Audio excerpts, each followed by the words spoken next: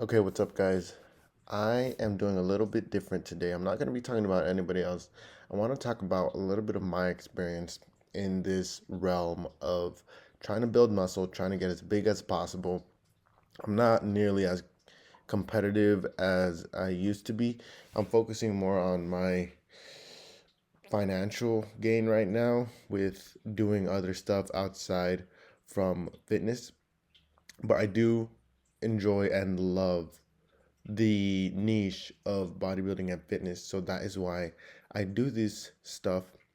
And today I'm not going much into the science, but more of what I went through on my last book. I haven't done a book in a long time, and I don't really plan to do one again simply because the experience is just really troublesome on the mind and on the body. And yeah, so many people say, like, if you see a lot of your fitness gurus, Greg or More Plates or Dates, anybody just who bulks, anybody who stays lean, they just have gifted genetics.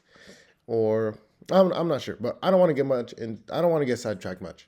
But a lot of those fitness gurus, they say they don't recommend it because of how bad it is. And I would agree, but then again, it's good to get your own experience and figure out why it's bad, why you don't want to do it, and to really get a sense of how it's processed, how your body reacts to different foods. So today I want to go over what I would do if I went on a bulk again, how I would change it, and what I would want to avoid. As you see, I took time out of my day and made this crazy list of what to do. I'll show a video of how I looked like on my bulk and how I look like now. There's a big difference. Now I kind of just eat whenever I want, which is kind of bad, but I'd like to think that I do have some genetics for this stuff. Um, Simply because I can push normally heavier weight than other people. But with that being said, let's get into it. What I would avoid on a bulk if I did it again. Not on a bulk again. I don't plan to be on one again. But the first thing I would avoid is drinking mass gainers with unnecessary calories. Mass gainers are good if you're on a bulk, I think. But when you get to the point of just putting whatever and however into your shake or into your blender, it's just unnecessary calories at that point. I remember when I was doing it a few years ago, I would put the most unnecessary things into my shake. I would put heavy whipping cream into it just to get the calories and get the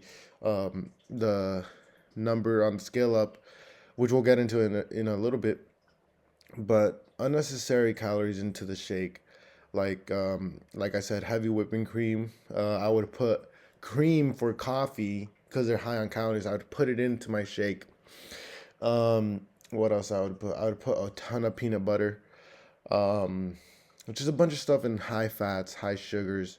I guarantee if I checked my sugar and my blood level overall during that bulk, my blood pressure would probably be high during that time.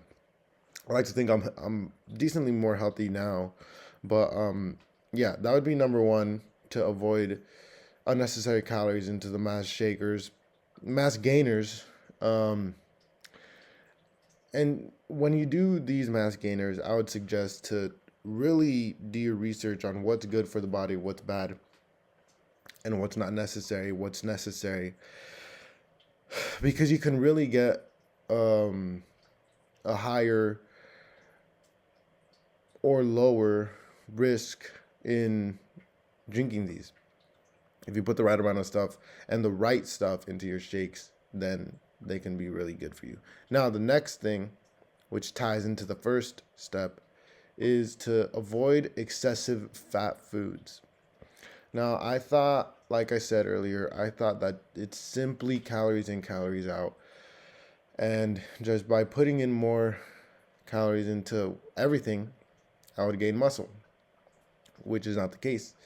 I don't think if Well, at least you would gain weight, definitely, but it looked definitely different than if you did something else.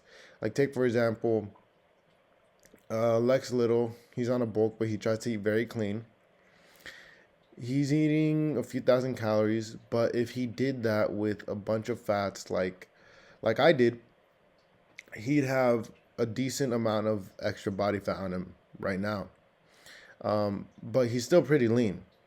Now, if you look at like Larry Wheels, although he's like a freak of nature and he's always lean, keep in mind he was on PEDs, he would eat anything and everything. And you can definitely see on his face, he got super fat. He was eating like 10,000 calories a day of whatever he can. There's a big difference of how the body would look if you eat clean and if you don't eat clean. So that's number 2. Number 3 is a big part of bulking.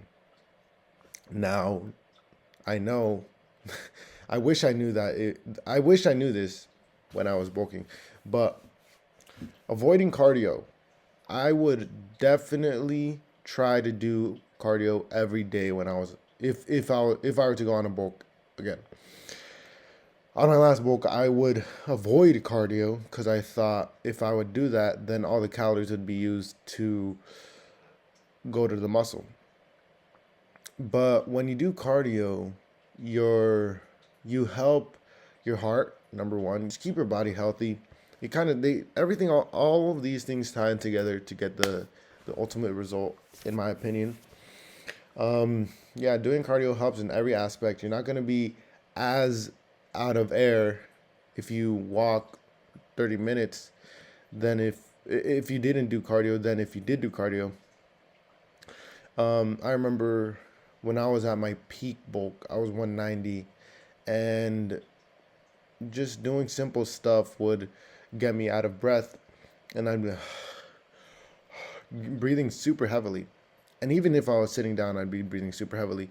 So I think if I did do cardio, the the level of how I would breathe would be down, and I wouldn't look like somebody who's really unhealthy. Number 4 is having a schedule for when to eat, when to consume your calories, when your anabolic window is open.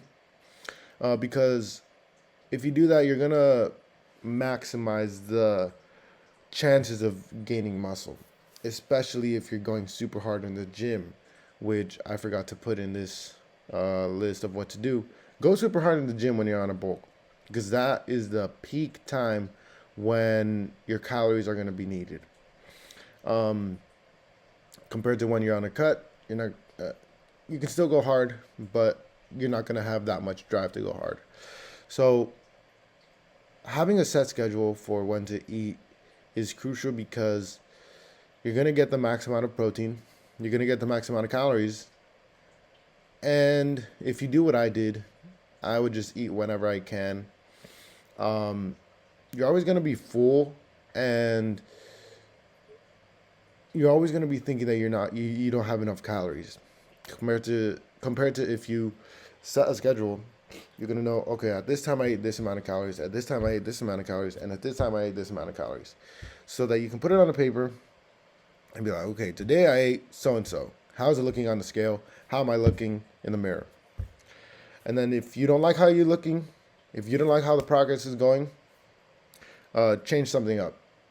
If you do like how it's going, keep going with it. It's not until you hit a plateau that you say, okay, we need to go back to the drawing board and figure out what to change. Is it I'm doing too much cardio? Is it I'm doing too little cardio? Is it I'm eating too much food? Is it I'm eating too little food, too little amount of food? Is it I'm not working hard enough in the gym? Is it I'm working too hard in the gym? Because you also, I hate to say it, but you also do need rest days. And if you're like me, um, or especially if you were like me like 5 years ago, taking a rest day would be super hard because you think, oh my gosh, I'm going to lose all this muscle, which is not the case. You do need rest days, and it's proven by science that you do need rest days. So having a set schedule is very crucial. And what is this? Number 5, tracking your progress only by the scale. This is one of my biggest mistakes that I would make when I would bulk. I would simply track how I'm looking on the scale compared to how I'm looking on the mirror. And it was super bad because I was at like maybe like 20 something percent body fat, but I was like, oh my gosh, I'm getting so big. But I was just getting fat. I was just pushing the number on the scale compared to pushing my muscle. Obviously, you should track your weight on the scale as well, but you should also track how you're looking. If you don't like how you look, if you're so high on body fat, I would suggest to pump up the cardio and keep control of your body fat, because all this freaking loving how I look or accepting how I look crap that everybody's trying to input in everybody's brains is total crap. It's it if you were to accept how you look and just not try to progress, then nothing would get done. So, those are my top 5 bulking tips. If I do bulk again, you should keep in touch by subscribing, because if I do bulk, I have a lot more knowledge now than what I had back then, and the progress is going to be insane if I do, I think. But there's always more to learn. So, with that being said, guys, if you guys want to drop a comment about what you would do and how you would do your bulk, or how you're doing your bulk, and information that you think is important to for others to know, then drop it down there. Make sure to subscribe and like the video for the algo. And I'll see you next time. Thanks for watching.